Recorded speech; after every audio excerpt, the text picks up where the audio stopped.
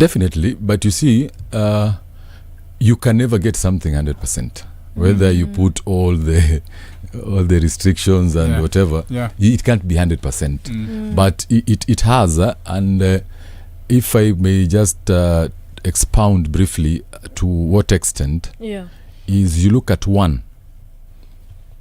This particular athlete is now recognized as a professional. Once that particular person becomes a professional in the Sports Act, now they state this is a person who has a contract, a remuneration, and has this contract with either a sports club or a sports body. You get me? Yeah. Now, secondly, when it comes now to the office of the sports registrar, Yes. there is how a sports club or a county, whatever, or a national club is registered. And they also now, they also how as a trainer or a professional referee, whatever it is, you also have to be licensed. Yeah. For you first to be considered as a professional. You get me? Yeah. Yes. So having quacks just coming and training someone, like you're saying, athletes, no. So every particular person has a liability to that extent. Not that it's only the athlete. Can be the dietitian who gave him that whatever without some you don't even know that substance. Yeah. Yes. Or the trainer. You're getting me? Yes. So then again there is issue now again which comes of the Sports Disputes Tribunal. Tribunal that is. Which also now after a decision has been made they have a right to appeal there. And you see this tribunal is actually appointed by the Judicial Service Commission. So it's actually a judicial organ. You get me? Yeah. Yes. So anyone who feels that any decision that was taken is wasn't fair can appeal to the tribunal. Yeah. Now that is where now the issue has to come, issue of capability. I might have doped, but I didn't know. You get me?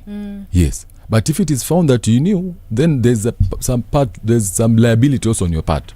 It can be even apportioned to the three people: the nutritionist, the manager, the trainer, if it was known that he was aware, and even the athlete. If they were co-joined, all you see, they were all aware. Yes. So those are the things that have to be looked at, because you cannot, even you right now, if you are an athlete, you'll not know what you are taking. Yes. Yes.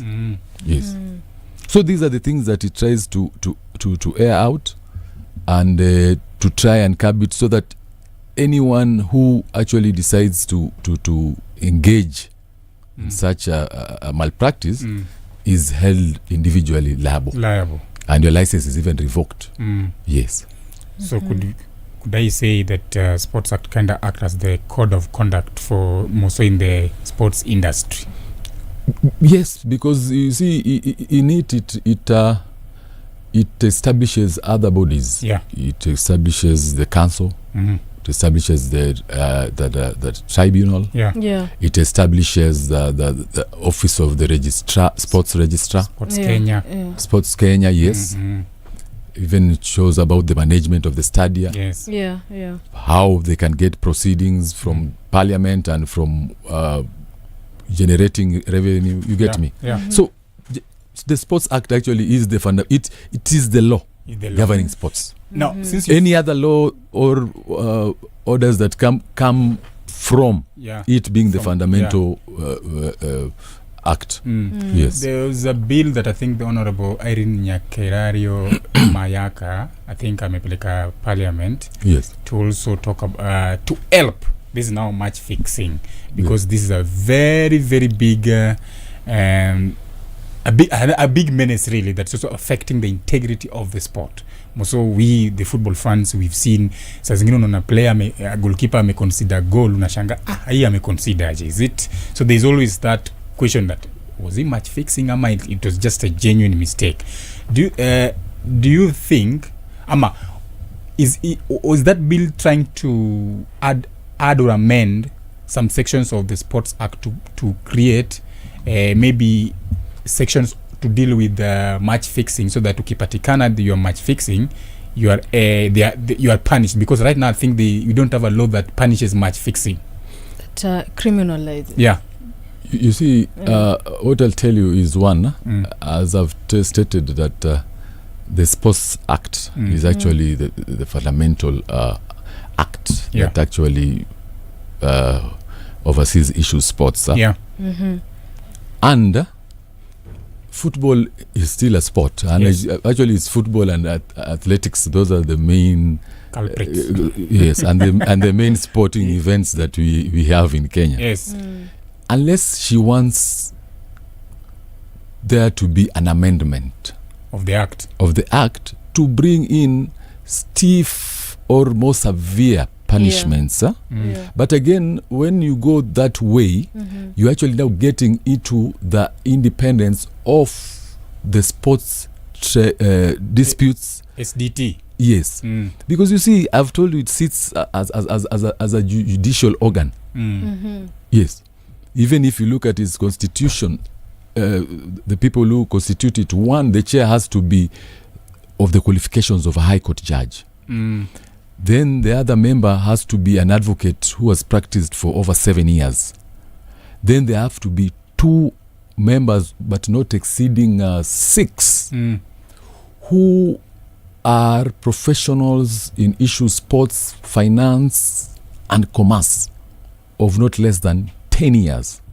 So if you look at even how it is constituted, it is constituted by professionals. Actually, I've just forgotten the name of the chair now, but he's a senior counsel. He's a senior counsel. I've just forgotten the name.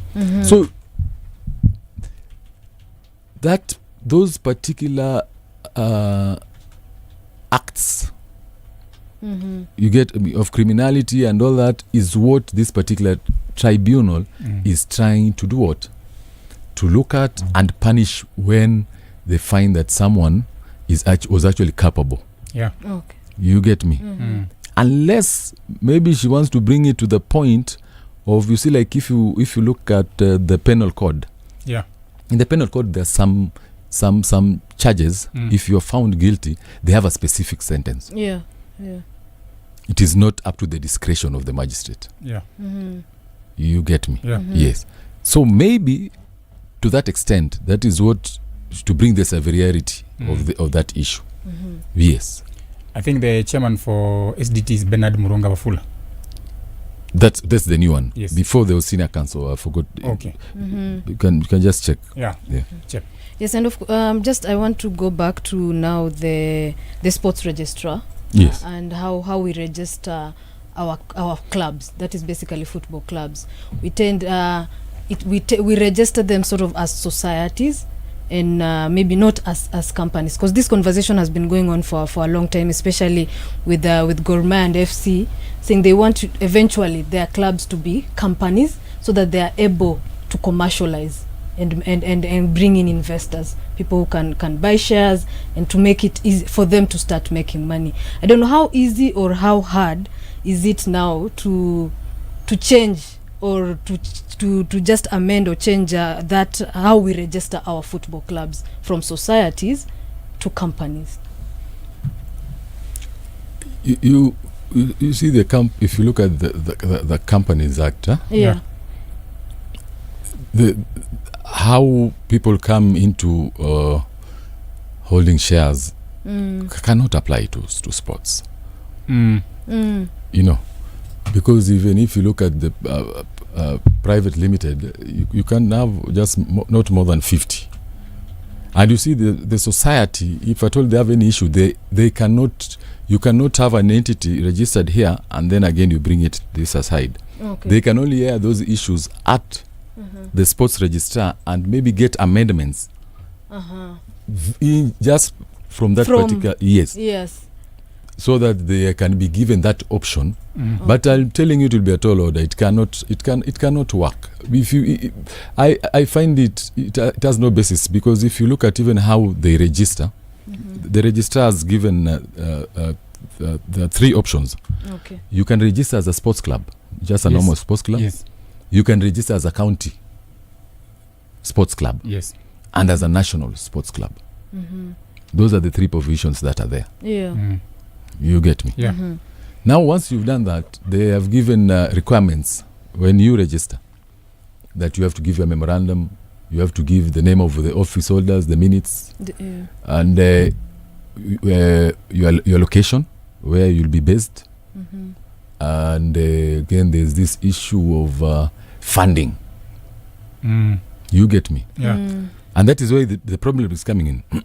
Because they're talking about people want to fund, and you get me? Yeah. But you see, that one does not stop you for having your own internal agreements with those funding you, as long as those agreements are within the constraints of the guidelines. You know, if someone is funding you with a criminal intent, then that funding cannot have a legal basis. Yeah. You get me? Yes. But you see, even now, I can have a company. You have a company. Yeah. But those two companies do not stop us from, by us being different companies, does not stop us from having a joint venture in a business. You get me? Yeah. Yes. I think let's talk about player contracts. Yes. Many times we, again, forgive us for concentrating on football, because this is, again, vile umesema, it is the biggest sport really in this country, with alongside athletics. Many times we hear a player signed for some club, but then the club did not honor that contract that was signed. The player goes to FIFA, then FIFA comes back to the club and tells them, if you don't pay this player, let's say 1.5 million shillings, we are going to put sanctions on you.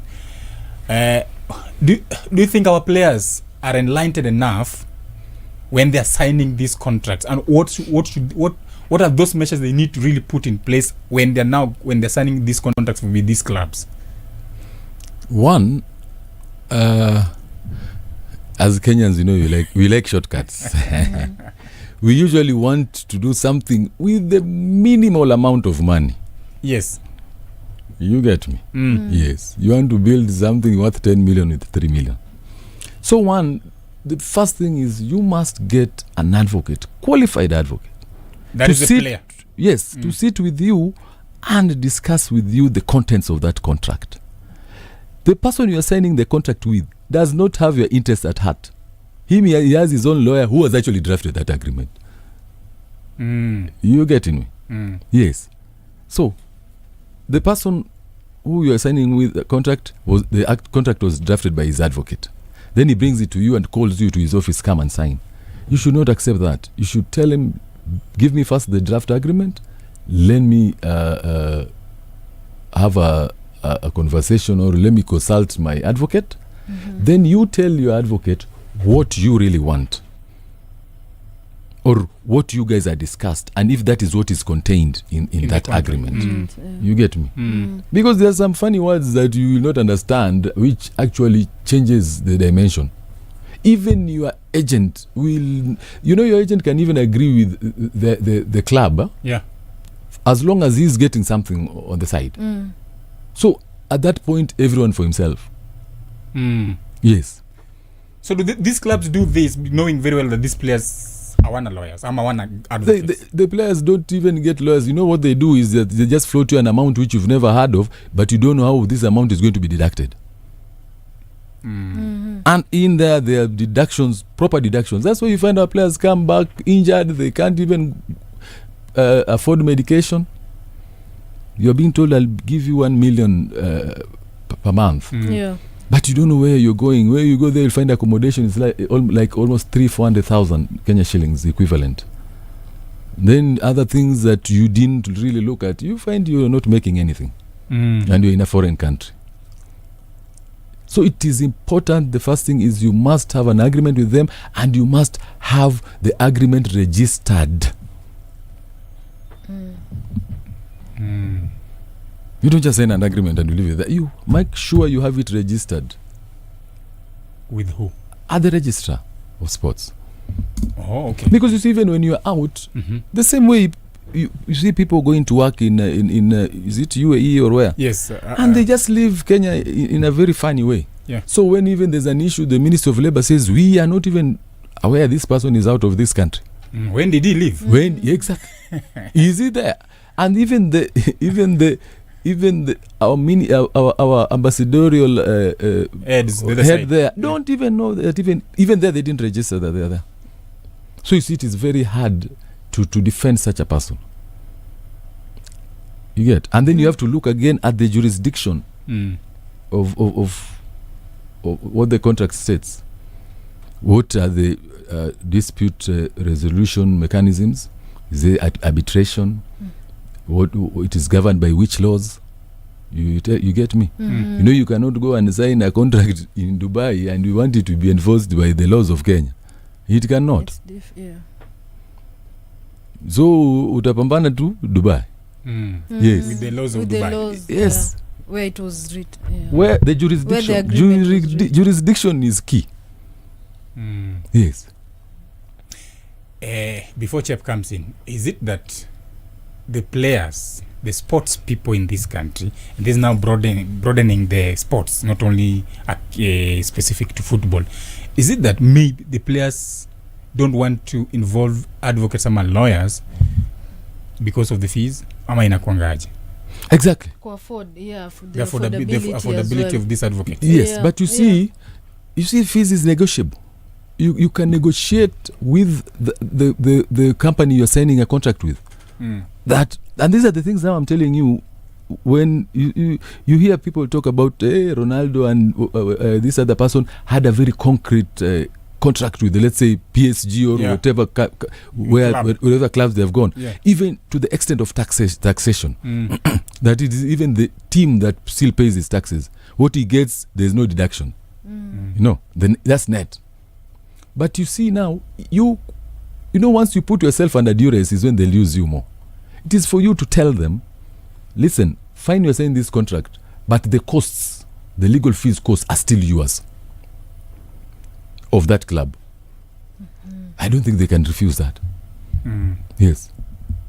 And let me tell you, if it is the issues of interpreting a contract for a player, it is not much. You know, it's not something that can break an arm.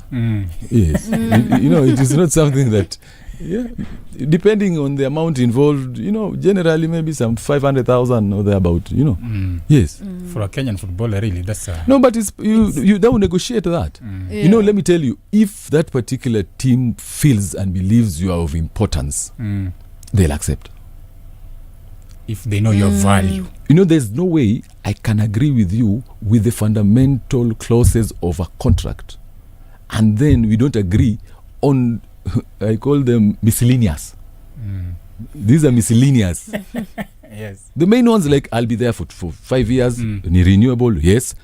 I'll be paid this amount, this and this. Those are the fundamental things in the contract. Bonuses, Exactly.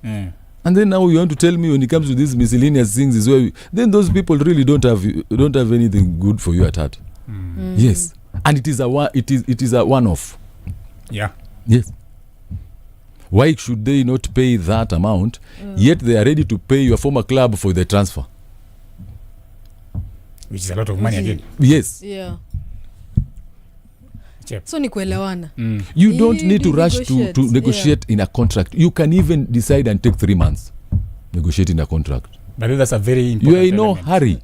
Never hurry Yes. in signing that contract. Exactly. And you see what they float is the amount. Kuna players wengine wanaitwangwa tu na wadosi wa hizi clubs. Let's meet kwa this hotel. Exactly. Kuje. Yes. Sign up. Yeah, and then as you said, the money. It doesn't. Yeah, because when you go, they just tell them, Yes. hii ndio pesa utapata. Yes. And then that's all. Now you as most players, they hear the money. It's so much than they expected. Yeah. It's Because easy you to let's you say don't go this, into let's say these local clubs. Maybe you are from one club, you are being paid, let's say 50,000-60,000. Yeah. And then you go somewhere else, they tell you, listen, we'll give you we'll double 120,000. But now the problem comes in here. This person who was paying you 60,000 might have given you so many benefits. Than Health insurance, transportation, you know, commuter, what, this. But this person who is giving you house allowance, but this person who is giving you this 120 is full and final. Near to 120. That day you'll break your leg. You are done. You are done. Yeah. If you need a surgery on that leg, you are done. You've mentioned 60,000 and 120,000. That has reminded me something. Yes. Does the Sport Act talk about anything to do with minimum wages for sports people? Now that one is, you see, that's what I'm telling you. Anything we do, we need to, we hope that we have that one, and then now we progress as time goes by. You get me? Yeah. But when it comes to the issue of remuneration, there's actually no such scale. Yeah. Yes. But what I would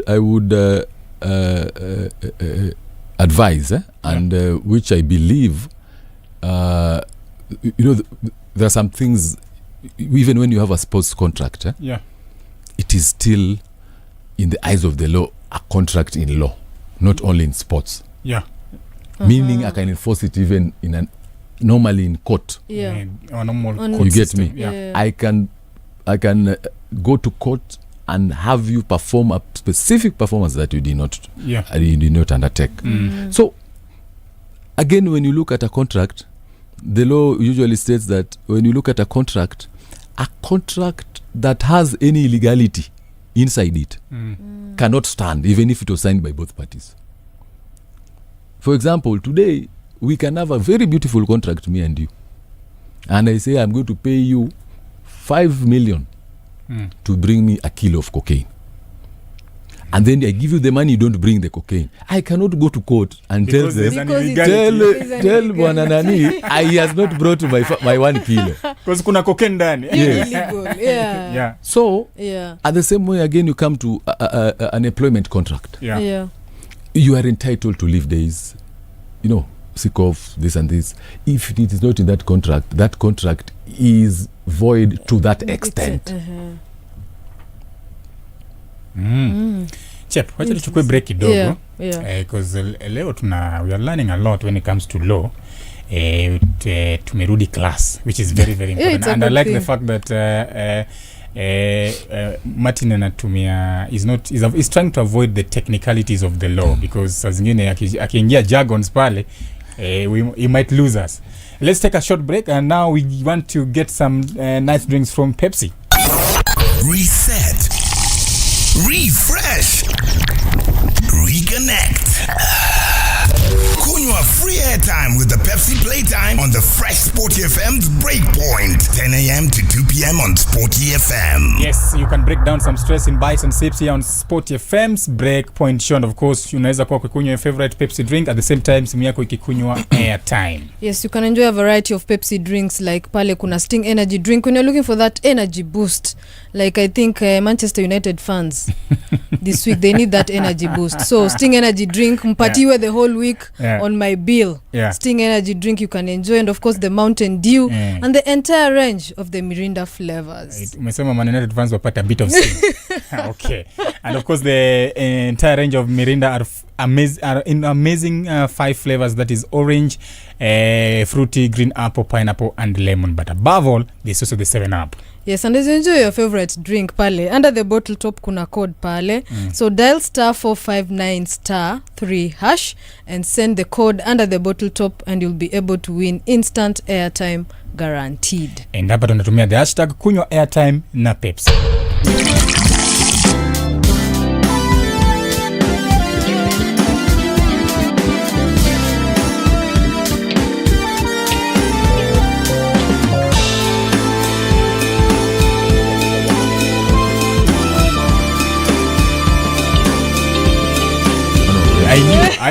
Reaction yako. She's sitting next to me. But don't ask me about any player.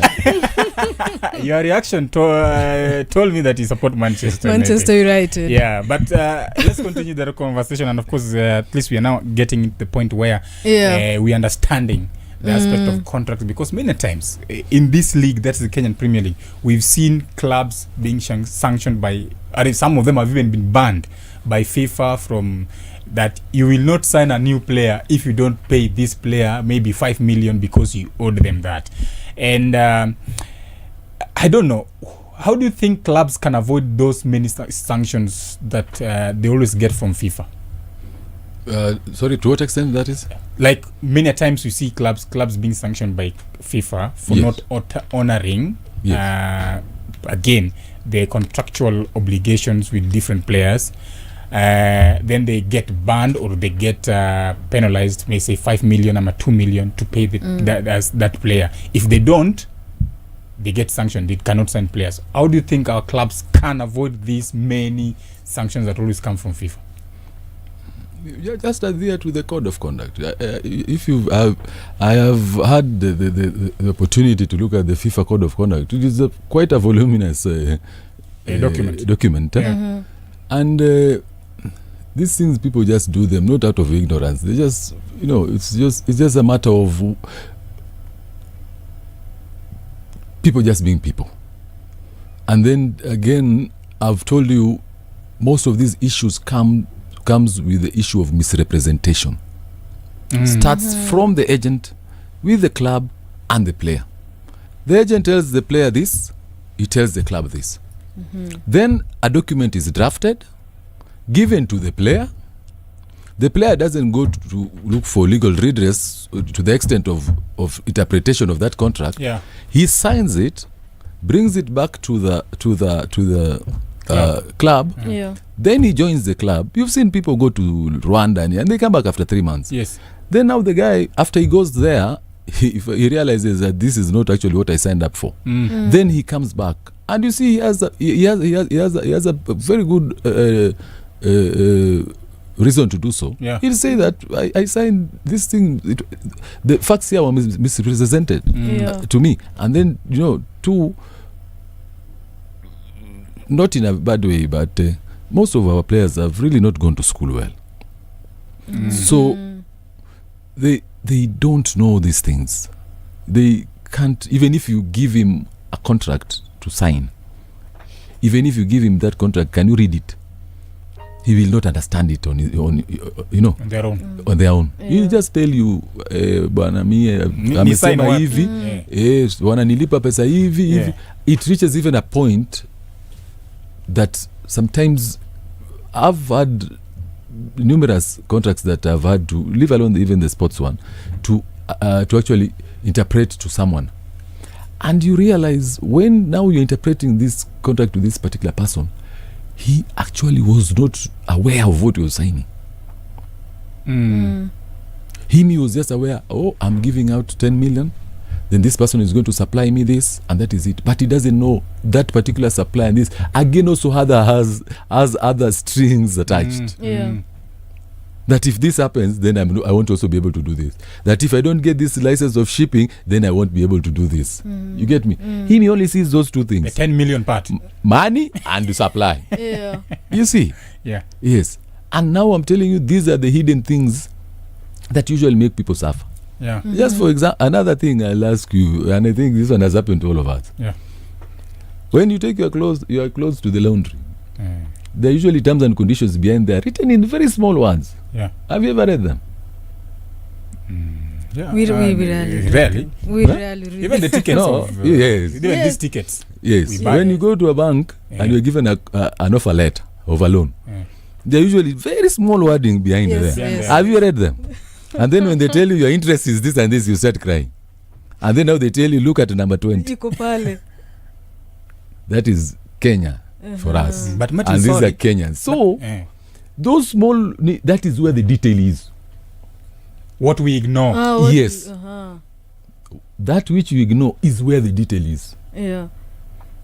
And Martin, just sticking still with contracts as well, and I think maybe this is also, it's always in contracts when for players, sportsmen and women, their name, image and likeness, their rights to their images. Yes. So sometimes you can find a situation whereby maybe an athlete's image was used without their consent.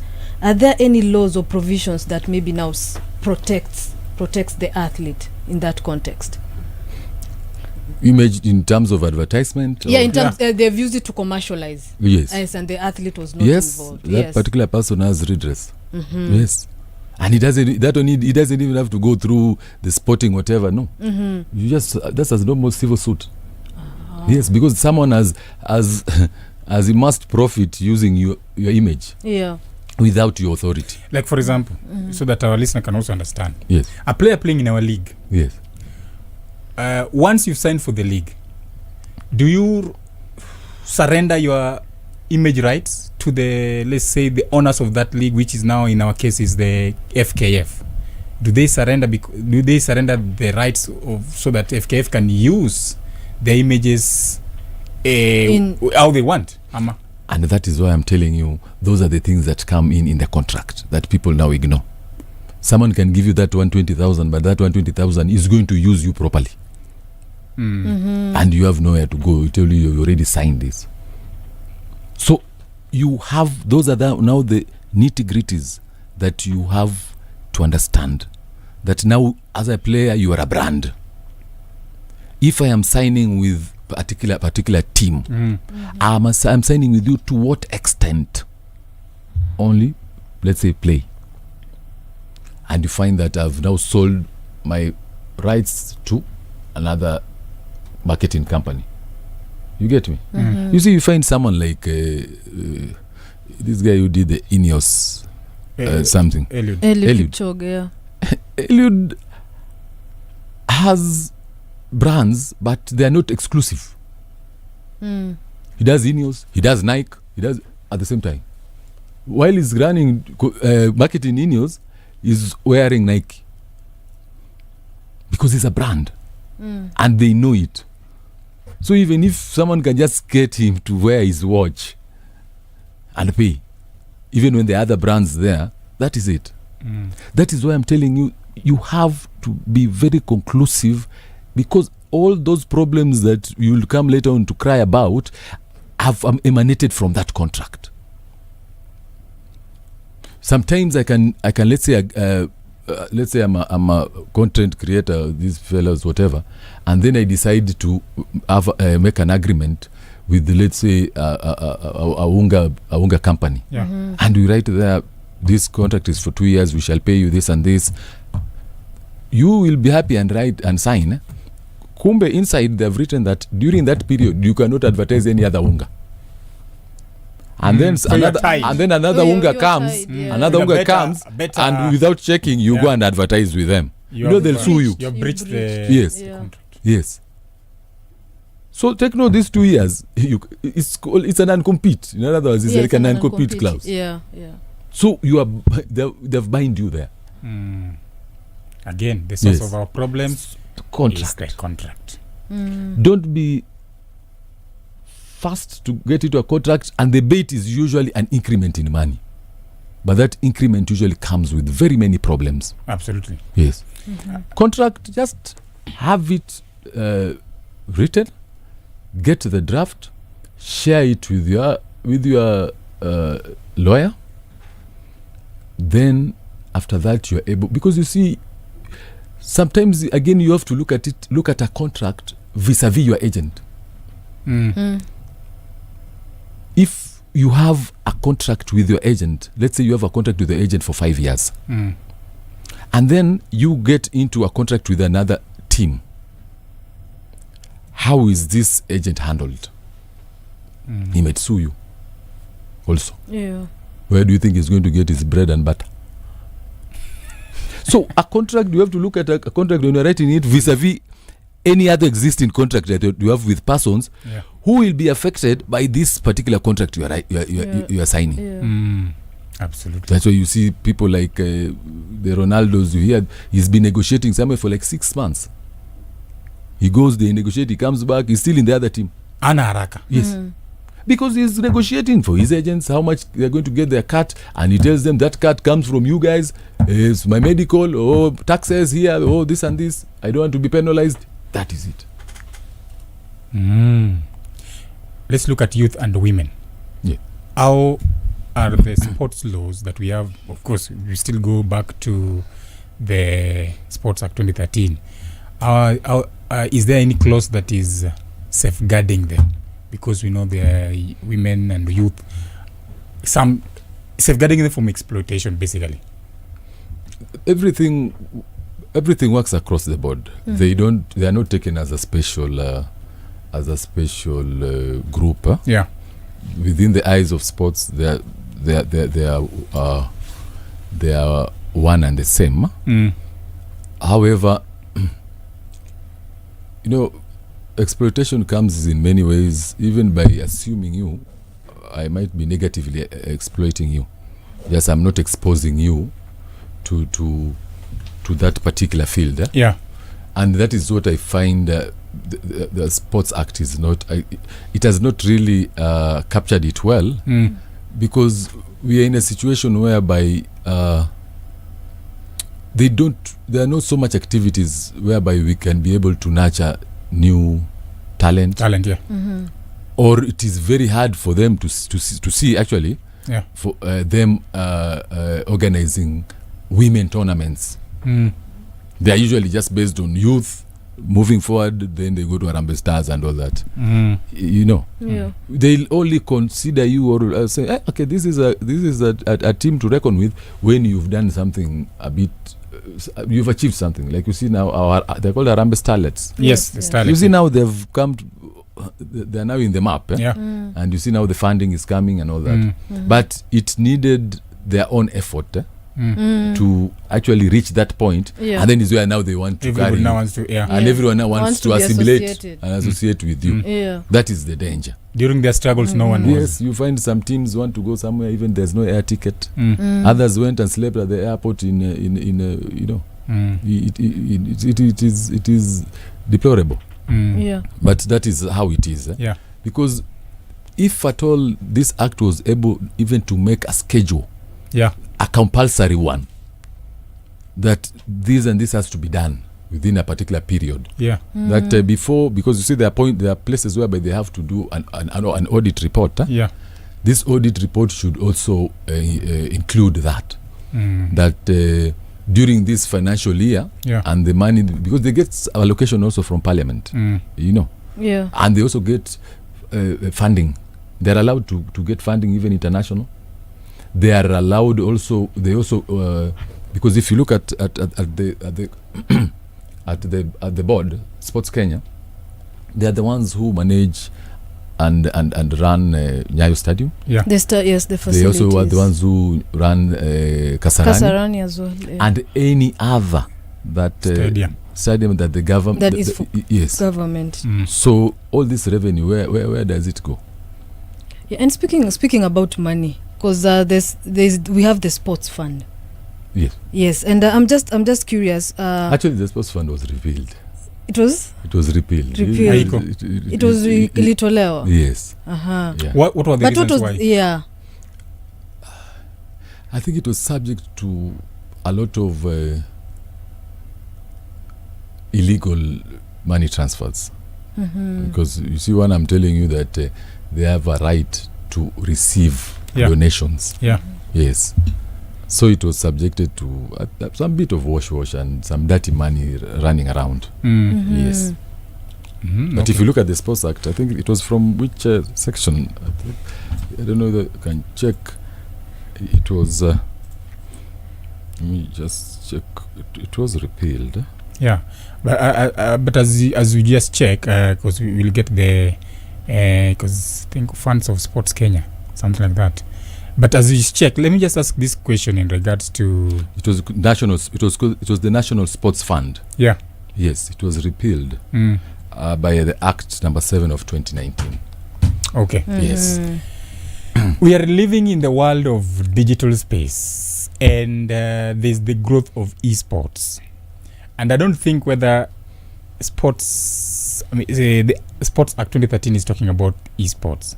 Do you think, because it's something that is very big right now, we even have a federation, Kenya Esports Federation. Do you think it's now we need to amend and include it as part of the Sports Act, that is having a Sports Act accepting that there exist esports? As I told you earlier, we are living in a society which is not stagnant. Every single day something comes in and we progress. Yes. If you look at how we were 10 years ago, it's not the same way we are No. But now that is something to think about, because you see, there's an issue of sports in it, and then there's the issue of electronic. No, electronic also has its own act and how it is governed. Yes. You cannot just look it one way and just go to the sport part.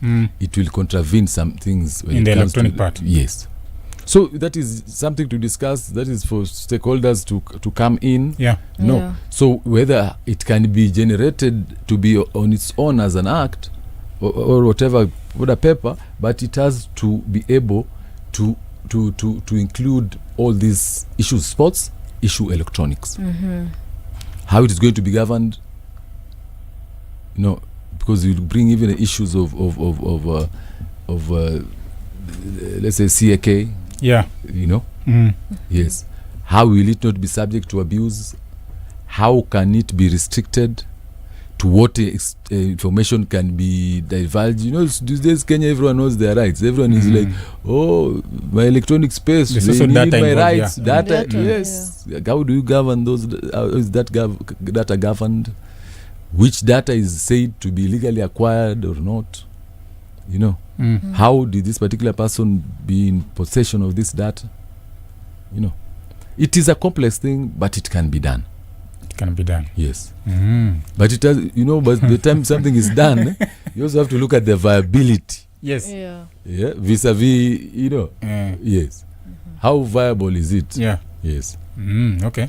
For the lovers of esports, like Chep, Yeah. we'll have to wait, right? Yeah, we But, we'll wait. But And will it live beyond time immemorial? There are things that come and go. Yeah. You see? Yes. But it's something to think about. Yeah. Yeah, it's something to think about. But with the Sports Act 2013 tuko nayo, Yes. it was supposed to help govern sports in the right way, bila wrangles, bila feuds here and there with the federations. But we always see a lot of wrangles in different federations. Why do you think we have wrangles in federations, yet we have a legal framework like the Sports Act? Again, subject to interpretation, issues of contract, and policies and memorandum governing those particular, because you saw those things are done are registered and filed at the Register of Sports. Yeah. So this faction will decide to interpret it how they feel and how it benefits them. And that is then, this other faction also does so. So when such a thing happens, is when now the first arbitrator issue sports is the registrar. Not even SDT. No. The Sports Dispute Tribunal Final. is now an appeal tribunal after a decision has been rendered by the registrar. And now the party that is aggrieved goes to the SDT. Appeals. Appeals, yeah. Yes. So basically SDT is the court of appeal in the... Yes. But the first arbiter is the registrar. Because the registrar, once these two factions come in and they bring their claim, that is when unasikia registrar decides to cancel one group of officials and replaces them with another. So when this other is replaced, now they'll say no. The registrar erred here, and now they go to the SDT. Sports. Yes. But the first person you go to when you have a complaint is the registrar. What happens when you still feel not satisfied with the decision made by SDT? You go to the High Court. And that's what I'm telling you. You see that the tribunal, all tribunals, we have the business premise tribunal, there are a number. Yeah. Cooperative tribunals. All these tribunals are part of the judicial system. And when you are aggrieved with their decision, you now follow the hierarchy of the courts. Of the court system. But you don't go to the magistrate court. You now go to the High Court. Yes. Wow, okay. Now you challenge it the High Court. As you go and up. then you go to the appeal. Yeah. Then that is it. Okay. Yes. Fantastic. At least now we... But as an advocate of the High Court, do you think, more so in the sports sector, is it really a good practice and a good idea of always seeing our sports being in the corridor of justice every now and then? Like, because me as a sports fan, I just want to watch sports on the pitch, not kila time nasikia. Like the other day there was an issue that dragged so long involving some clubs from NSL in the NSL, that is the National Super League. They had to go to the SDT. They were not a lot of back and forth. Is it a good practice really? Does it show a good image to our sports now that some decisions have to be made by the justice system? And even to add to that, even federations as well. We see sometimes when it's maybe closer to elections. Kesi iko kotini, you postponed for some time. Again, mnarudi iko kotini, you postponed for almost a year. Everything is still in the court system. On the other end, everything else stagnates. So I don't know how do we resolve? Well, us having now disputes in court is good. It shows the country is developing, and people now understand actually what sports is. Those days of Gor Mahia and the AFC, people just used to throw each other stones, and there was no one going to court. Yes, when Gor was Gor, and there was no one going to court. Still Gor. We are still there. You see, once you see people going to court over such issues, it means people have now appreciated that our football has reached a point where it has now been commercialized, which is very good. And you see, even these courts, when they hear and determine these matters, they therefore develop jurisprudence. You get me? Which now will live, and other generations will be able to read and know that this and this is what it entails. I'm very sure if you look at these precedents by courts, also when it comes to issues of sports, I'm sure now you can log into Kenya Law Reports and a player can be able to read and see a decision by the court in relation to a contract, where a contract became voidable, or illegal, ab initio, or null and void ab initio. You get me? They are able, and these are things they could not have been able to know about if there had never been any such litigation. But then these other issues of fights, and those are just greed. It's about greed, because I'm telling you, if you look at all these football clubs, they have lawyers. Those memoranda and agreements were written and drawn and filed by lawyers. So they cannot be arguing like an ordinary player who has signed a contract. You get me? A contract, an agreement by the team itself. They have competent lawyers who have done that. Yes. They cannot hide under that particular reasoning as a normal player who was just told to sign under duress and he signed. Yes. All that thought, acha tupate sporty update. Tukirudi, give us your last words. Very well. So that because it's very important. Leo mambo ya contracts, I think the player who has been listening to us amesikiza na amepata what is the most important part. Let's get some sporty update now. Look out! Home run! Top Sporty hits, no misses. The Sporty Update on SportyFM. The Kenya Under-17 final Group A game against Ethiopia has been rescheduled. The match will now take place on Wednesday, a day earlier than originally planned. The semi-final matches are slated for November 30th in Addis Ababa, while the third place playoff and the final will be held on December the 2nd, 2025 at the Abebe Bikila Stadium. The winner, runner-up and third-placed team will represent the Sekafa zone at next year's AFCON Under-17 tournament. Yes, and Gor Mahia gets a boost ahead of the Saturday's Mashemeji derby as defenders Lewis Bandi and Geoffrey Ochieng return to full training.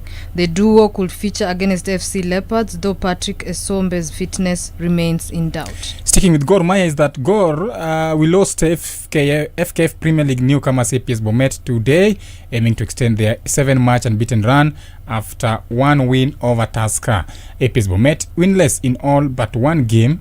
Top scorer Ansel Ochieng can spark a shock result today. That's the sporty update 2 minutes after 12. Look out! Home run! Top story hits, no misses. The Sporty Update on SportyFM.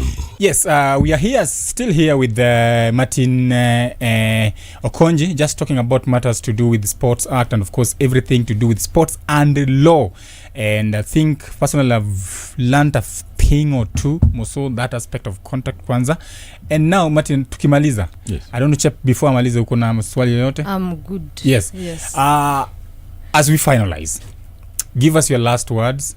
Talk to these sports people because they're the biggest cog or the important cog when it comes to sports, because sports bila players, bila athletes, hakuna sports. Yeah. Advise them more so on that aspect of contract.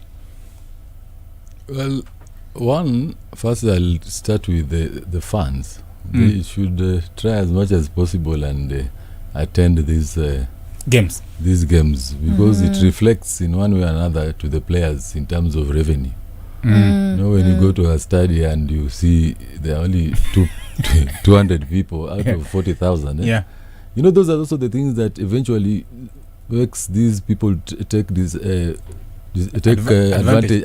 of the our players. players. Yeah. He tells them, how can I pay all of you? Look at our stadium. Yes, because that is part of their revenue collection. Yeah. You get me?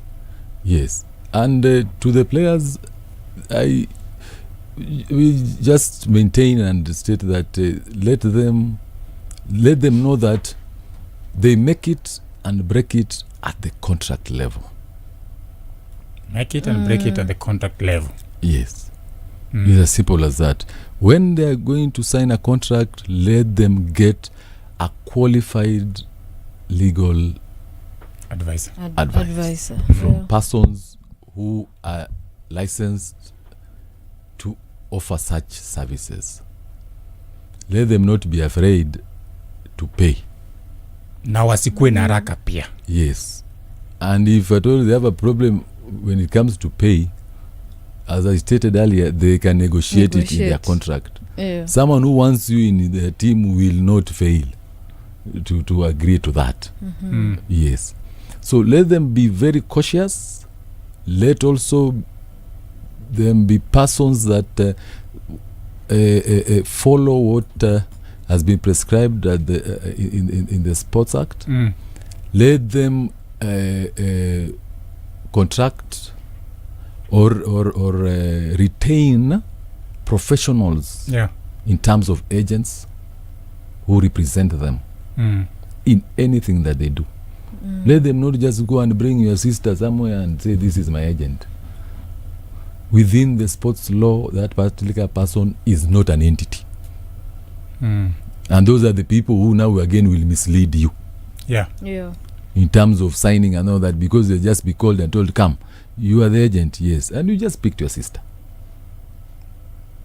Get also a competent agent who also is competent because he understands the sports world and is therefore able to understand what particular needs that have to be enshrined in that contract to safeguard you.